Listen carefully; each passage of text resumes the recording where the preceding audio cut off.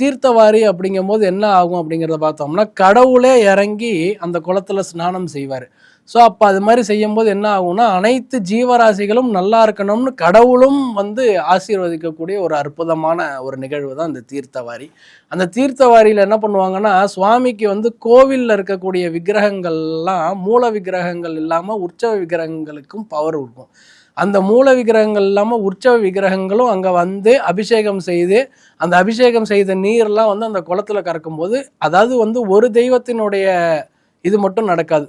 சுற்றி உள்ள அனைத்து கோவில்களுடைய சாமியும் ஒரே இடத்துல இருந்து தீர்த்தவாரி பண்ணும்போது, ஒரு சாமிக்கே அவ்வளோ பவர்னா எத்தனை சுவாமிகள் வந்து தீர்த்தமாடுது. அப்போ நிறைய இன்னும் கொஞ்சம் கூடுதலாக எல்லா சுவாமியோட அனுகிரகமும் கிடைக்கணும்ட்டு எல்லா சாமியும் வரும். வசதி வாய்ப்பு இருக்கிறவங்க, என்னால் ட்ராவல் பண்ண முடியும்னு நினைக்கிறவங்க என்ன பண்ணுவாங்கன்னா, கும்பகோணம் வந்து நான் சொல்லக்கூடிய மேற்கொண்ட முறைகளை செஞ்சுட்டு போவாங்க. இப்போ வர முடியாதுன்னு நினைக்கிறவங்க என்ன பண்ணலான்னா, அதாவது அரச மரம் இருக்கக்கூடிய ஒரு விநாயகருக்கு போயிட்டு அபிஷேகம் செஞ்சு வஸ்திரம் சாத்திட்டு தீபம் ஏற்றிட்டு, குறிப்பாக வந்து கொழக்கட்டைன்னு சொல்லுவோம், இந்த கொழக்கட்டையை வச்சு நைவேத்தியம் செஞ்சுட்டு வரப்ப கண்டிப்பாக அவங்களுக்கு நிவர்த்திங்கிறது உண்டு.